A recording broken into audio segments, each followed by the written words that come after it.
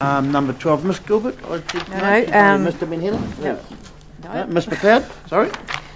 Go for me Oh, yes, this one. you're the second up. Yep, you're the other one. Yep. I'm the default position. Okay.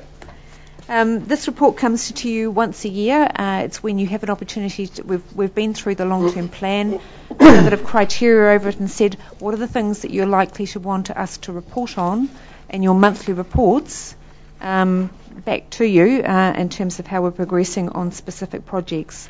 So here's the suggested list, and you'll see that we've there are a couple of things that appear twice. It's partly because more than one of the criteria that we've applied fits with that particular project. So we've looked at kind of the size of the CapEx spend and picked out the larger CapEx projects. We've looked at ones that are likely to have high public interest, and we looked at things that are required by statute. And Councillor Donald has something to say. Councillor Donald? Yep. So how are we going with Hitarangi wastewater? Hang on, let's start on the first page. You're going to start from the beginning, are you? Yep. Yeah, I'll come to it. Start on the first page. There are criteria CapEx. There's a list of 6 CapEx items there. Any questions on those, please? One from me. Are we widening Poihipi Road? The last one. There was some budget left in there. Yes. We are. Yeah. Through the LTP. Yes. Okay. And that's programmed to start when? It'll be programmed then to start this year. That's why this is this year's list. Yep. Okay, turning over the page. Where were you on that one, Councillor Downard? Oh, it's further down. Carry on. Yeah, public interest. The CapEx spend is not that great, but it is of public interest. Through the Chair, I can answer Councillor Downard. Please. We've done all the analytical studies on the Hitarangi and Awatea road. We've come up with 2 options that are just being peer reviewed by AWT at the moment. We intend by probably next week to go out to tender. The options will come within the $500,000 budget, and we're hopeful to bring a paper to council at the September meeting to seek approval for acceptance of the tender and have the work done over this summer, and hopefully at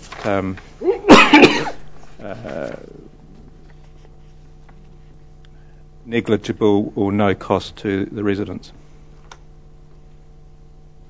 Thank you, Mr. Mayor. Anything further, Councillor Kipper? Yeah, can someone explain to me on this item, investigate options for expanding community use of the Turangi Service Centre? I remember that one coming up from your board. What was that about? So that, yeah, we might have to actually look at the wording of that.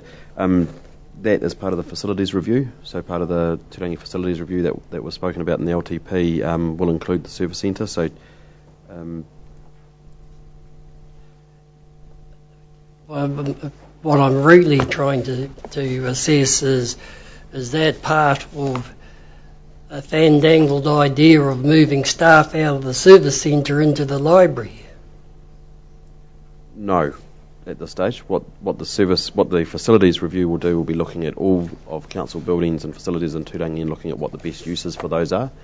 So I think we probably need to reword that from being looking at the expanding the community uses to simply the undertaking the facilities review, and then we report on that on a monthly basis. Thank you. Anything further? When's the review of the museum governance structure due to be done? Through Mr. Chair, it's underway now. We're just starting to scope that project, and we'll be bringing that back to you in due course. Thank you. So what we'll be doing, Mr. Mayor, is developing the milestones for all these projects, which will be the basis for your reporting back. Cool. Yeah. Okay, nothing further. The suggested resolution that confirm the proposed list of projects for the project performance report. Have a mover. Move, Councillor Hickling. Secondly, Councillor Downard. All in favour? Aye. Aye. Aye. Moving now to agenda item number 13.